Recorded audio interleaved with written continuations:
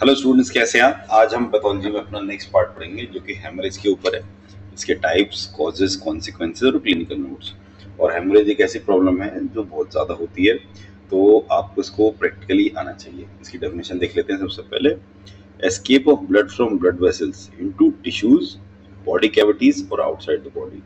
यानी blood vessel से blood निकल के जब बाहर आ जाएगा, ठीक है, चाहे वो अंदर टिश्यू में पहुंच जाए या सरफेस पे पहुंच जाए, उसको हेमरेज कहते हैं। टाइप्स क्या होते हैं? सबसे पहले देखेंगे हम बेस्ड ऑन साइड, यानी हो कहाँ रहा है, एक्सटर्नल, यानी कि ब्लड फ्लोज आउटसाइड। जैसे मान लीजिए नाक से खून आना, चोट लग गई, बाहर खून गिरना, खून सीधे बाहर निकल कर गिर रहा है, उसको हम एक्सटर्नल कहेंगे। इंटरनल में क्या है, ब्लड अंदर ही कहीं और जा रहा है, कैविटीज के अंदर। ये बहुत इंपॉर्टेंट है क्योंकि जैसे सबसे पहला है हीमोथोरैक्स। तो थोरैक्स आप समझ गए, थोरैक्स रीजन में, यानी ब्लड चला गया प्लूरल कैविटी के ऊपर। सेकंड हो गया हीमोपेरिकार्डियम। आपने एनाटॉमी में पढ़ा होगा, पेरिकार्डियम जो पूरे हार्ट को कवर करके रखता है। तो अगर उस सैक में ब्लड चला जाएगा तो भी बहुत प्रॉब्लम होगी। फिर हो गया हीमोपेरिटोनियम, जो कि पेरिटोनियम होता है, जो वो कैविटीज होती हैं, उसमें ब्लड आ जाए तो उसको हम हेमोपेरिटोनियम कहते हैं। फिर हिमे आर्थ्रोसिस, ये जॉइंट कैविटी में अगर ब्लड आ जाए तो। इनको हम थोड़ा डिटेल में नीचे समझेंगे, अभी इसका नाम याद कर लेते हैं। ठीक है, मेन इसका मुद्दा यही है कि इंटरनल में ब्लड अंदर ही कहीं मिसप्लेस होकर फंस गया है। फिर बेस्ड ऑन सोर्स क्या है, सोर्स मतलब कहाँ से आ रहा है। सबसे पहला हो गया आर्टीरियल। आर्टीरियल में आपको पता है कि याद रखना है कि जो भी ब्लड आएगा वो एक तो ब्राइट रेड होगा और स्पर्टिंग होगा, स्पर्ट करके स्पीड के साथ बाहर आएगा। ठीक है, हिंदी में हम कैसे याद रखेंगे, झटके से निकलता है ऑक्सीजन वाला खून। सेकेंड है हमारा वीनस ब्लड। ये मतलब वीनस सोर्स, यहाँ पे हमको ऊपर मिला था ब्राइट रेड, यहाँ मिलेगा डार्क रेड और स्टेडी फ्लो मिलेगा उसका। ठीक है, तो वीनस ब्लड क्या होता है, धीरे धीरे बहने वाला खून होता है। वीनस का आप मतलब जानते होंगे कि डीऑक्सीजनेटेड ब्लड होता है ये।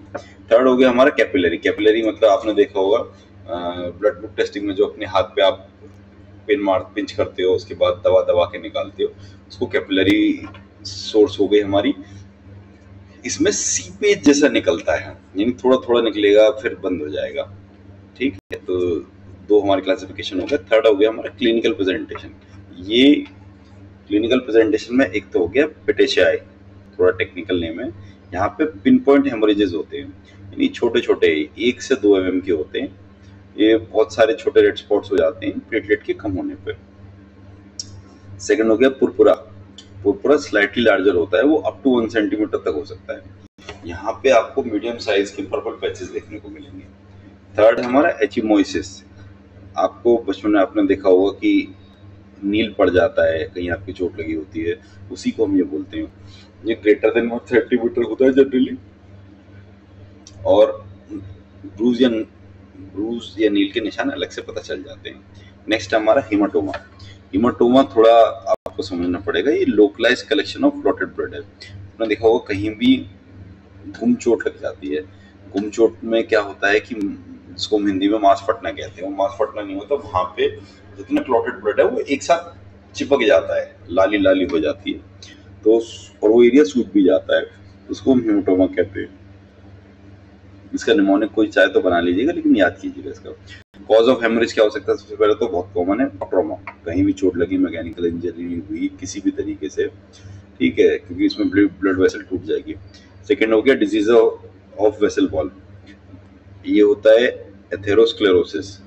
एथेरोस्क्लेरोसिस हमने पढ़ा था कि इसमें प्लाक बन जाता है ब्लड वेसल्स के अंदर, जो ब्लॉकेज क्रिएट करता है। फिर हो गया एनेरिज्म रप्चर। एनेरिज्म कहीं पे हो रहा है और वो फट जाए तो उसकी वजह से भी हेमरेज हो सकता है। एनेरिज्म का मतलब मैं आपको समझा देता हूँ, कुछ स्टूडेंट्स को नहीं पता होगा। इट इज एबनॉर्मल बलूनिंग और changing in shape of the blood vessel. यानी एक ब्लड वेसल की जो शेप है वो कहीं से फूल रहा है, कहीं से दब रहा है, उसको हम एनेरिज्म कहते हैं, और इसकी वजह से वो रप्चर होने के चांसेस भी रहते हैं और हेमरेज हो जाता है। थर्ड हो गया ब्लड डिसऑर्डर्स। ब्लड डिसऑर्डर्स में हमने 2 ब्लड डिसऑर्डर्स ऑलरेडी पढ़े हुए हैं। पहला है थ्रोम्बोसाइटोपिनिया यानी प्लेटलेट की कमी, और सेकंड है हीमोफिलिया यानी क्लॉटिंग फैक्टर की कमी। तो इन दोनों की वजह से भी हेमरेज हो जाता है। फोर्थ हो गया टॉक्सिन। टॉक्सिन में आपका इन्फेक्शन हो सकता है, डेंगू, सेप्टिसीमिया, स्नेक बाइट, ये होते हैं कि मेन इसमें ब्लड क्लॉटिंग सिस्टम जो है वो दिक्कत में आ जाता है। कॉन्सिक्वेंसेस क्या है हेमरेज के? सबसे पहला है स्मॉल हेमरेज। ये क्लॉट और फैगोसाइटोसिस से खत्म हो सकता है, यानी कि छोटी जो ब्लीडिंग होती है वो बॉडी कहीं ना कहीं अपने आप उसको ठीक कर लेती है। सेकंड हो गया लार्ज एक्यूट लॉस। हम इसको लार्ज तब मानेंगे जब जो लॉस हो रहा है वो greater than 20% of blood volume है, यानी आपकी बॉडी में सपोज करिए 10 लीटर ब्लड है, बोलने के लिए, समझाने के लिए, और अगर इसमें 2 लीटर के आसपास से निकल जाएगा तो सडनली आपकी बॉडी शॉक में चली जाएगी। इसको बोलते हैं हम हाइपोवॉल्मिक शॉक, तो इसके डेथ भी हो सकती है। तो इसीलिए कई बार आपने देखा होगा कि ऐसे एक्यूट ब्लड लॉस में तुरंत पेशेंट को ब्लड चढ़ा के स्टेबल करते हैं। थर्ड हो गया हमारा slow chronic loss. Slow chronic loss में ऐसी बीमारी आ गई जिनमें थोड़ा थोड़ा ब्लीडिंग चल रही है, जैसे पाइल्स हो गया, अल्सर हो गया। यहाँ सबसे ज्यादा इंपॉर्टेंट आयरन डेफिशिएंसी अनीमिया हो जाता है, क्योंकि थोड़ा थोड़ा करके खून निकल रहा है। फोर्थ हो गया critical side bleeding. Even small beetle bleed is fatal. इसका मतलब ये है कि कुछ हमारी बॉडी की इतनी महत्वपूर्ण साइट्स होती हैं कि वहां अगर थोड़ी सी भी ब्लीडिंग होगी तो सीधे उसमें जान जाएगी। जैसे ब्रेन में अगर इंट्रासेरेब्रल हेमरेज हो गया सेरेब्रल के बीच में, तो उसमें सीधे फेटल हो जाता है। और पेरिकार्डियम में अगर कार्डिक टेम्पोनेट हो जाए तो वहां भी हो जाता है। यानी कि ये कुछ जगह ऐसी होती हैं जिन पे से बिल्कुल भी हेमरेज का रिस्क नहीं ले सकते। क्लिनिकल एग्जाम्पल इसकी देख लेते हैं कि अगर इसका क्वेश्चन आएगा तो एक्सपेंड करने के लिए आपको क्या चाहिए। देखिए, सबसे पहले तो हो गया एपिस्टेक्सिस, जैसे नोज ब्लीड करते हैं। फिर हेमेटिमाइसिस, उल्टी में खून निकलना, वॉमिटिंग ऑफ ब्लड। बहुत से लोग हेमेटाइसिस को में कंफ्यूज हो जाते हैं। फिर थर्ड है हमारा हेमोटाइसिस, इसमें खांसी में ब्लड आता है। फिर फोर्थ हो गया हेमाटोरिया, इसमें यूरिन में ब्लड आता है, पेशाब में खून आने जिसको बोलते हैं। और नेक्स्ट है मेलिना, ब्लैक टारी स्टूल आता है। ब्लैक टारी स्टूल किस वजह से आता है कि ब्लड के डाइजेशन के बाद ये बहुत सीरियस प्रॉब्लम होती है, क्योंकि इसका मतलब है अपर गैस्ट्रोइंटेस्टाइनल ट्रैक्ट में ब्लीडिंग हो रही है। फिर कुछ लेडीज को मेनोरोजिया भी होता है, जिसमें वेरी हैवी मेंस्ट्रुअल ब्लीडिंग होती है। कुछ हम वन लाइन एक्सप्लेनेशन देख लेते हैं। फेटिशाई का मतलब होता है tiny pin point bleeds due to platelets defects. बहुत छोटे डॉट्स होते हैं इसमें।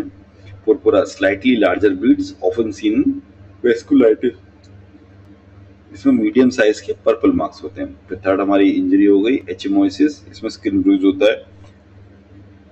ये ट्रॉमा की वजह से भी हो सकता है और पॉपुलेशन डिफेक्ट की वजह से भी हो सकता है, नील पड़ जाना।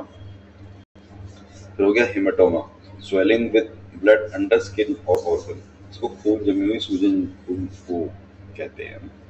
अच्छा, इन सबका एक बार साइज ध्यान देख लेते हैं। पेटिशाई सबसे छोटा होता है, ये 1 to 2 mm में आता है और पिन पॉइंट स्पॉट्स होते हैं। पुरपुरा इससे बड़ा होता है 1 सेंटीमीटर से, लेस देन 1 सेंटीमीटर, इसमें पर्पल फ्लैट पैचेस आते हैं। फिर नेक्स्ट है हमारा एचिमोसिस, इसमें ये बड़ा होता है 1 सेंटीमीटर से, इसमें ब्रूजिंग जो होती है वो काफी बड़ी दिखाई देती है। और हेमाटोमा लोकलाइज स्वेलिंग होती है, तो ये तो पूरे एरिया को कवर करेगी है। अच्छा, आपको ये पता होना चाहिए कि फेटल हेमरेज क्या है। 1/3 अगर वॉल्यूम चला गया तो पेशेंट की डेथ हो जाएगी, कोई उसको नहीं बचा सकता, बहुत रेयर केसेस में बचता है। स्लो ब्लीड में अनीमिया आएगा, क्योंकि धीरे धीरे ब्लड लॉस होगा तो उसमें आयरन की कमी हो जाती है। सडन ब्लीड में बॉडी शॉक में चली जाएगी। कार्डिक टेम्पोनेट बहुत सीरियस प्रॉब्लम है। इसमें क्या होता है, पेरिकार्डियल ब्लड जो होता है वो हार्ट के आसपास इकट्ठा हो जाता है, तो हार्ट की पंपिंग नहीं हो पाती, इसकी वजह से डेथ हो जाती है। और जब भी आप लिखें इन चारों को, चाहे पेटिशाई हो, पर्पुरा हो, एचिमोसिस हो, हेमाटोमा हो, इनके साइज और कॉजेज जरूर लिख के आइएगा, क्योंकि इससे पूरा मैटर कंप्लीट होता है। तो इसी से हमने पैथोलॉजी चैप्टर कंप्लीट कर लिया, और मैं समझता हूँ पैथोलॉजी सीरीज हमारी बहुत एडवांस्ड, बहुत सॉलिड चल रही है। प्लीज़ जो स्टूडेंट्स हैं जो इसको देख रहे हैं, उन्हें लग रहा है कि कंटेंट अच्छा है, प्लीज़ शेयर कीजिए और लोगों की भी मदद हो जाएगी।